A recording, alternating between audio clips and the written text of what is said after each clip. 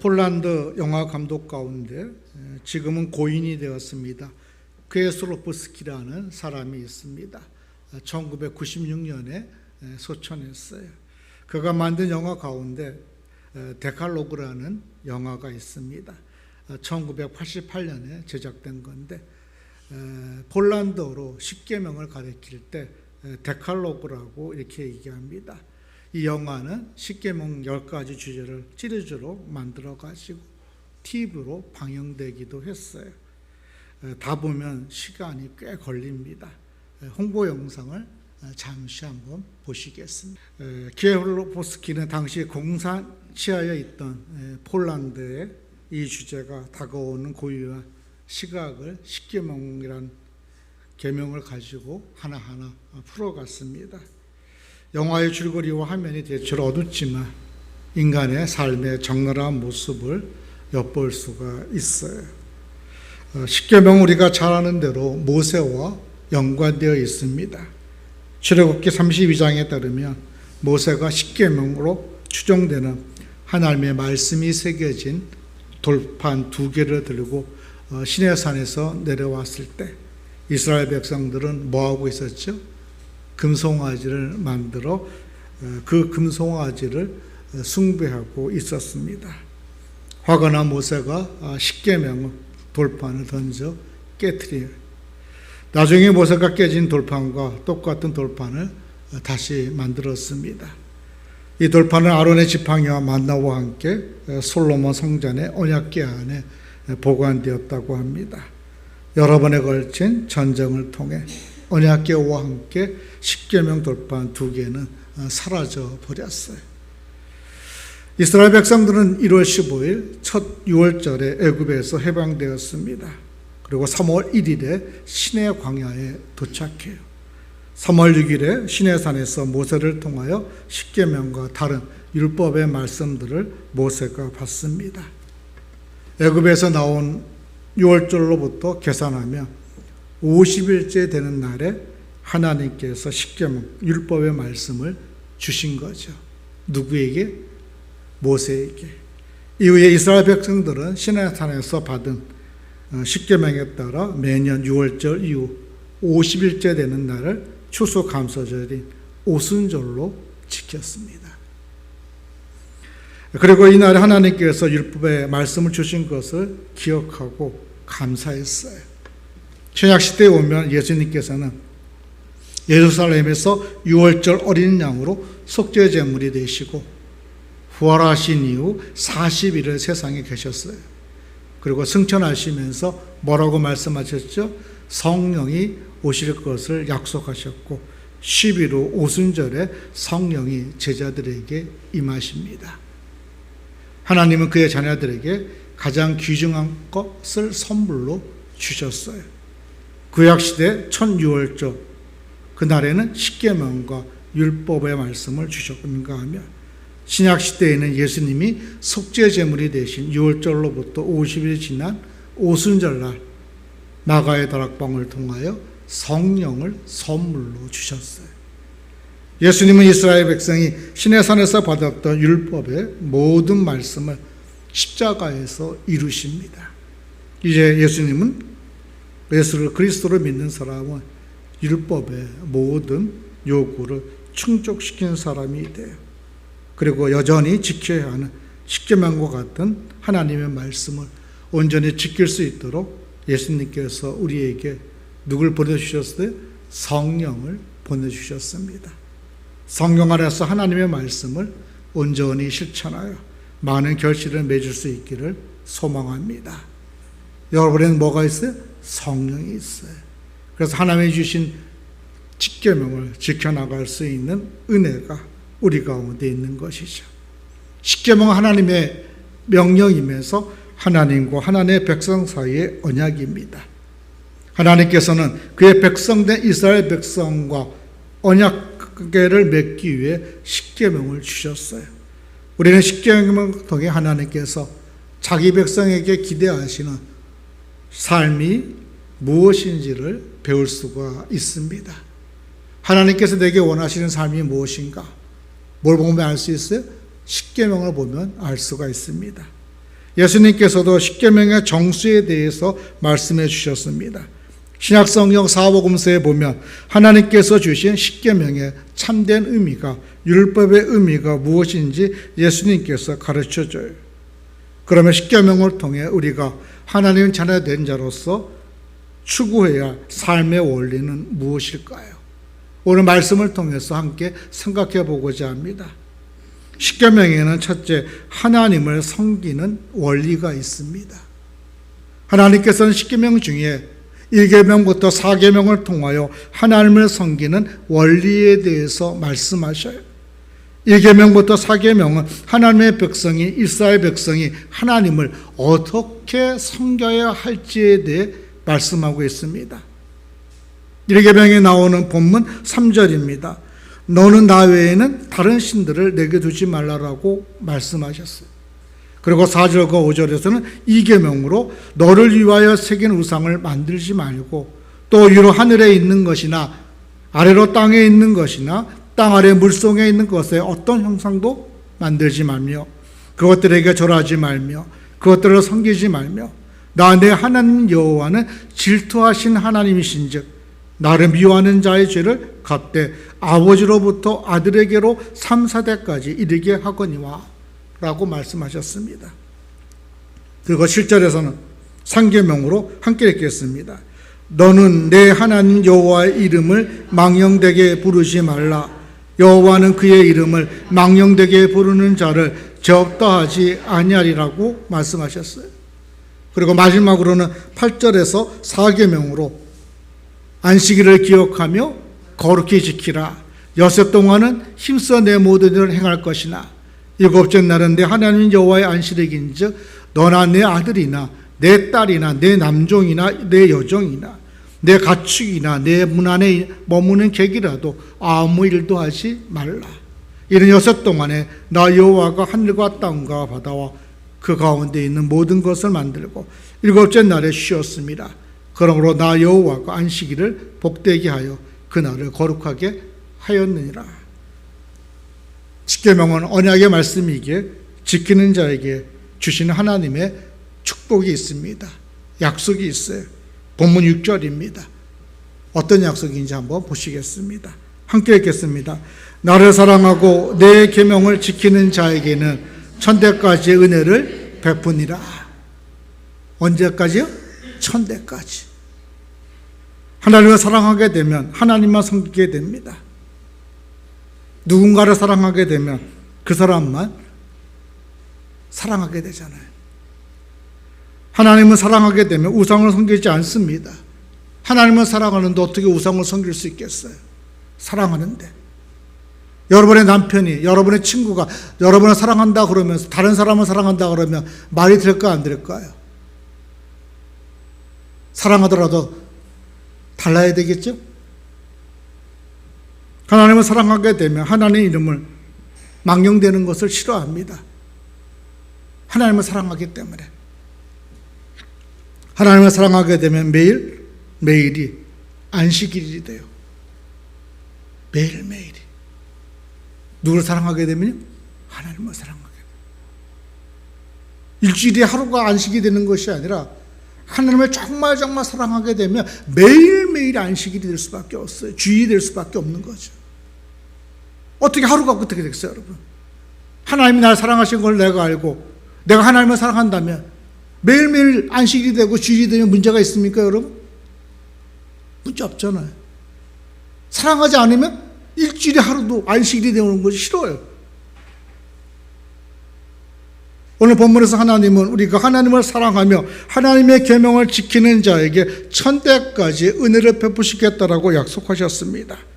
성도 여러분, 오늘 우리가 예수님을 사랑에 물고 하나님을 사랑하며 하나님과 온전히 예배하는 우리 모두가 될 수 있기를 원합니다. 그래서 여러분이 또 여러분의 가정이 여러분을 사랑하는 모든 자들이 하나님으로부터 천대까지 복을 누리기를 원합니다. 십계명에는 둘째 사람을 섬기는 원리가 있습니다. 하나님께서는 5계명부터 10계명을 통하여 사람을 섬기는 원리에 대해서 말씀하고 있어요. 다른 사람을 섬기는 삶은 곧 다른 사람을 소중히 여기는 삶입니다. 나의 생명이 소중하듯 타인의 생명도 소중함을 기억하며 살아가라는 것이에요. 가장 대표적인 계명은 부모를 향한 계명이 5번째 계명입니다. 본문 12절입니다. 함께 읽겠습니다. 내 부모를 공경하라. 그리하면 내 하나님 여호와가 내게 준 땅에서 내 생명이 길리라. 자녀들 여러분, 오래 살고 싶습니까? 그러면 부모를 공경하시기 바랍니다. 사람을 섬기는 원리의 그 시작은 내 부모 공경부터 시작됩니다. 나를 낳아준 부모를 공경하지 못한다면서 내 형제자매를 사랑한다는 것이 될까요, 안 될까요? 나를 낳아준 부모를 사랑하지 못하고 공경하지 못하는데 내가 어떻게 나를 낳아주지 않은 다른 사람을 사랑하고 공경할 수가 있겠어요? 누군가를 사랑하려고 한다면 먼저 나를 낳아준 부모를 진짜 사랑해야지만, 공경해야지만 그 진의가 참된 것이죠. 나를 낳아준 부모를 사랑하지 못하는데, 내 삶의 근원이 된 부모를 사랑하지 못하는데 어떻게 형제자매를 사랑할 수 있고 내 이웃을 내 몸처럼 사랑할 수 있고 또 원수까지 사랑할 수 있겠습니까? 그보다 멀리 떨어진 사람들을 사랑하는 것은 불가능한 것입니다. 뭘 떠나서는요? 부모 공경 없이는. 그래서 하나님께서는 가장 가까운 사람이 생명의 출발점인 부모를 공경하는 것을 먼저 가르쳐 주셨고 그에 따른 장수의 복까지 말씀하셨습니다. 부모를 공경하고 다른 사람을 섬김으로써 하나님의 말씀대로 살아가는 우리 모두가 될 수 있기를 소망합니다. 사람 사이의 관계에 대한 계명에도 하나님의 언약의 말씀이 있습니다. 13절로 17절입니다. 함께 읽겠습니다. 살인하지 말라, 간음하지 말라, 도둑질하지 말라, 내 이웃에 대하여 거짓 증거하지 말라, 내 이웃의 집을 탐내지 말라, 내 이웃의 아내나 그의 남종이나 그의 여종이나 그의 소나 그의 낙이나 물은 내 이웃의 소유를 탐내지 말라. 하나님께서는 부모를 사랑하여 공경할 뿐만 아니라 이웃 또한 사랑하며 존중히 여길 것을 말씀하고 있습니다. 우리가 이웃을 사랑하면 살인할 수 있을까요? 없을까요? 사랑하는데 어떻게 살아나겠어요? 미우니까 죽일 수 있는 거죠. 사랑하면 살인할 수 없습니다. 살인했다는 것은 그 사람이 미웠다라는 증거예요. 우리가 이웃을 사랑하면 간음할 수 있겠습니까? 없겠습니까? 내가 사랑하는 사람의 아내를, 남편을 내가 어떻게 간음할 수 있겠어요, 여러분? 사랑하고 있는데. 사랑 안 하면 어떡해요? 간음할 수 있죠, 여러분. 내 욕구를 충족하기 위해서. 얼마든지 사랑하지 않으면. 근데 사랑하면 할 수 있어요, 없어요, 여러분? 하라 그래도 할 수가 없는 것이 간음이에요, 여러분. 사랑하지 않으니까, 아내를 사랑하지 않고 내 이웃을 사랑하지 않으니까 어떻게 하는 거예요? 간음하는 거예요, 여러분. 사랑하면 할 수가 없어요. 간음하고 안 하고의 문제는 사랑의 문제입니다, 여러분. 그런가 하면 이웃을 사랑하면 도둑질할 수 있을까, 없을까요? 남의 이웃의 것을 어떻게 도둑질할 수 있겠어요? 그거 없어지면 이웃이 얼마나 힘들고 아프겠어요. 그러면은 사랑하는데 훔치겠어요? 안 훔치겠어요, 여러분? 훔칠 수가 없는 거예요. 근데 미워하면 어떡합니까? 훔칠 수 있죠. 우리가 이웃을 사랑하면 이웃에 대해서 거짓 증거할 수 있습니까? 없습니까, 여러분? 거짓 증거할 수 없어요. 사랑하지 않기 때문에 우리가 거짓 증거하는 겁니다. 너 한번 내 거짓 증거로 한번 감옥 가봐. 손해 한번 봐봐. 근데 그 사람을 사랑하면 어떻게 해요, 여러분? 거짓 증거하라 해도 거짓 증거할 수 없잖아요. 우리가 이웃을 사랑하면 이웃의 것을 탐낼 수 없습니다. 그죠? 사랑하는데 어떻게 해요? 부모가 자식을 사랑하니까 자식의 것을 탐낼 수 있습니까? 없습니까? 좋은 거 있어도 어떡합니까? 에휴, 우리 자식이 써야지. 내 사랑하는 아들, 내 사랑하는 딸, 사랑하는 내 부모가 써야지. 사랑하면 사랑하는 사람이 쓰는 거에 대해서 당연하게 여깁니다. 근데 사랑하지 않으면 어떻게 해요? 그거 왜 써? 내 건데? 내가 돈 주고 산 건데 그거 얼마짜리인데? 따지게 되는 거예요. 근데 그 모든 배경에 뭐가 결여가 된 거예요, 여러분? 사랑의 결여, 사랑의 결핍. 그러면 네 거 내 거 따질 수밖에 없습니다.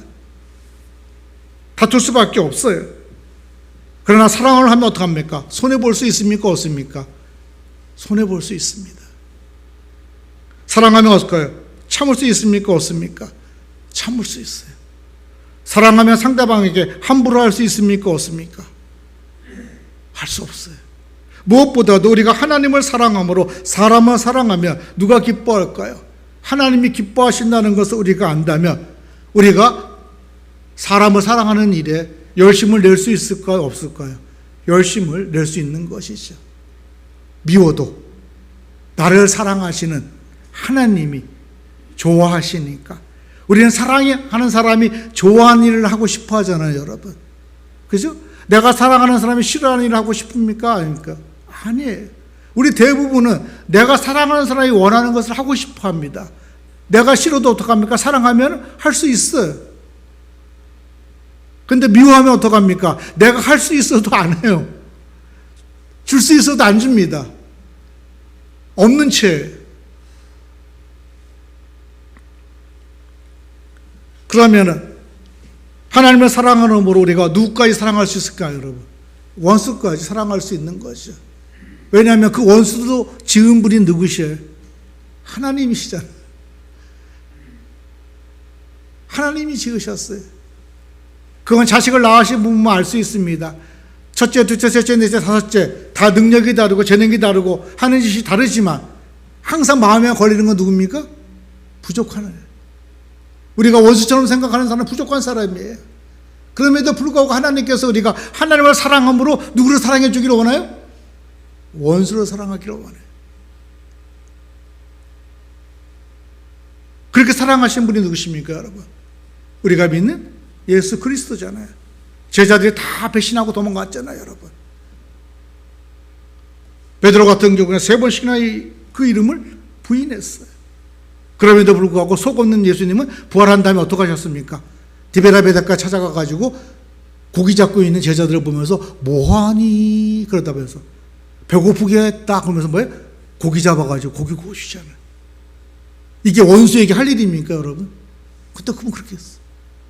근데 그분을 우리가 주님으로 구주로 영접하고 살아가는 거예요.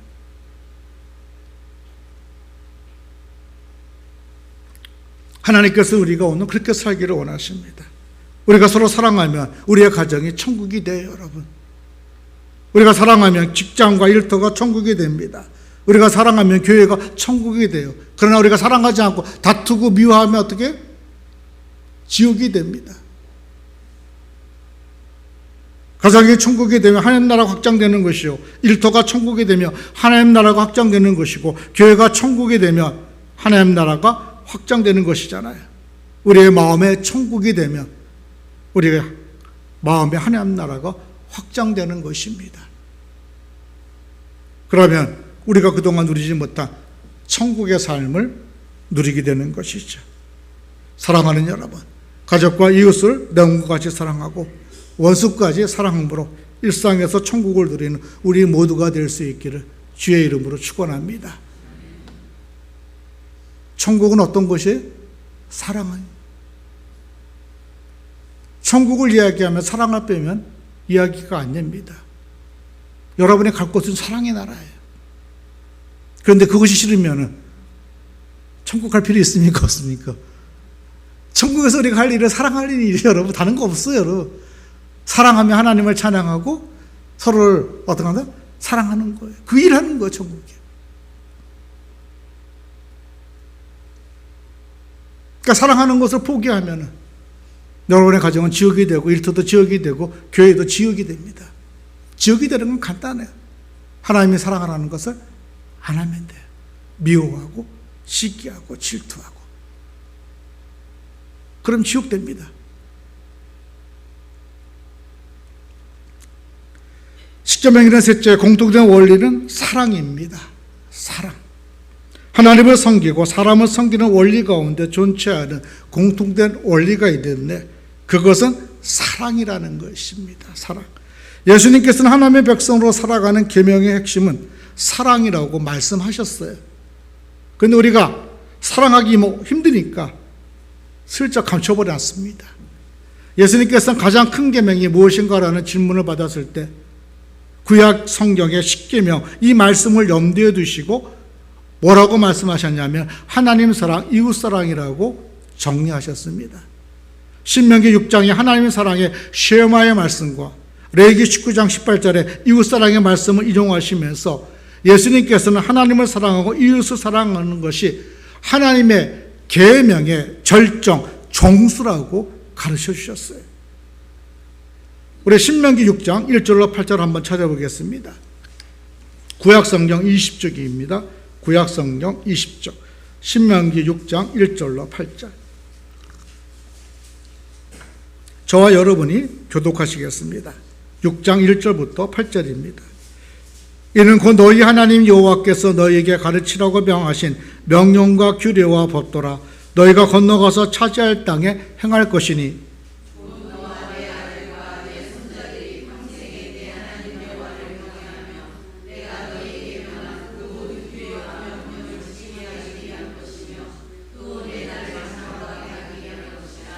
이스라엘아 듣고 삼가 그것을 행하라. 그리하면 내가 복을 받고 내 조상들의 하나님 여호와께서 내게 허락하신 같이 젖과 꿀이 흐르는 땅에서 내가 크게 번성하리라.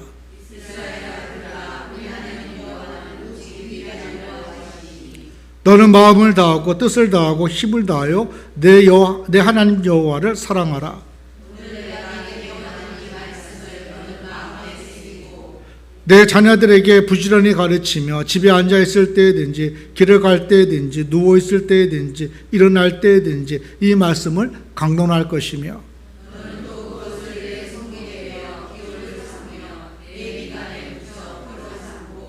함께 읽겠습니다. 또 내 집 문설주와 바깥문에 기록할지니라. 그리고 레위기 19장 18절 말씀에서 이렇게 말씀하셨습니다. 우리 구약 175쪽 보시겠습니다. 레위기 19장 18절입니다. 함께 읽겠습니다. 원수를 갚지 말며 동포를 원망하지 말며 내 이웃 사랑하기를 내 자신과 같이 사랑하라. 나는 여호와이니라. 그리고 예수님께서는 마가복음 12장 28절로 34절에서 이 말씀들을 하나하나 인용하셔서 이렇게 말씀하셨어요. 우리 마가복음 12장 28절로 34절입니다. 신약성경 76쪽입니다. 마가복음 12장 28절로 34절 신약성경 76쪽 예수님이 어떻게 인용하셨는지 우리가 볼 수가 있습니다. 함께 교독하시겠습니다. 서기관 중 한 사람이 그들이 변론한 것을 듣고 예수께서 잘 대답하신 줄 알고 나와 묻되 모든 계명 중에 첫째가 무엇이니까?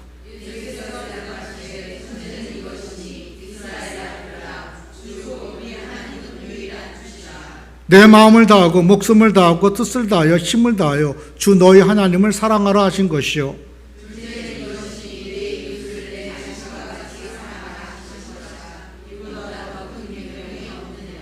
서기관이 이르되 선생님이 옳으이다. 하나님은 한 분이시요 그 외에 다른 이가 없다 하시니 말씀이 참이니이다.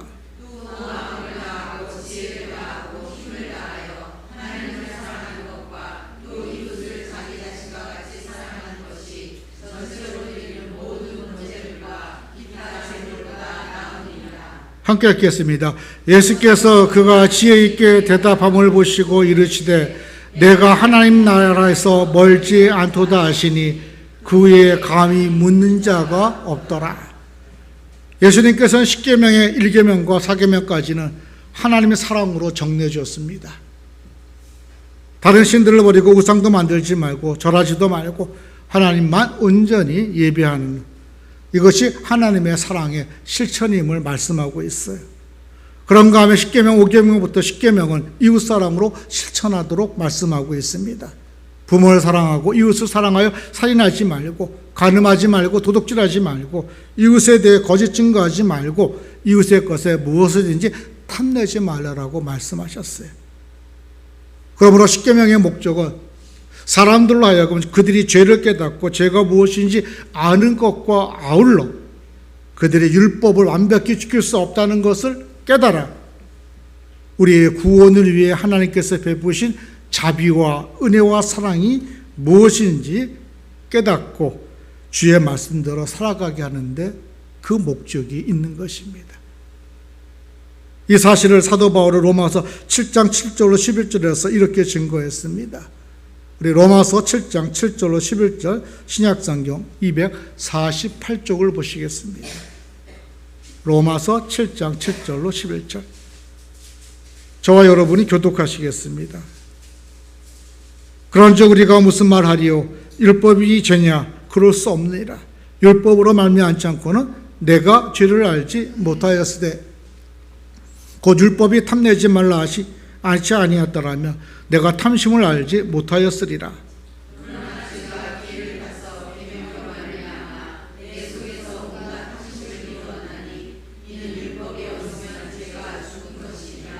전에 율법을 깨닫지 못할 때는 내가 살았더니 계명의 이름에 죄는 살아나고 나는 죽었도다.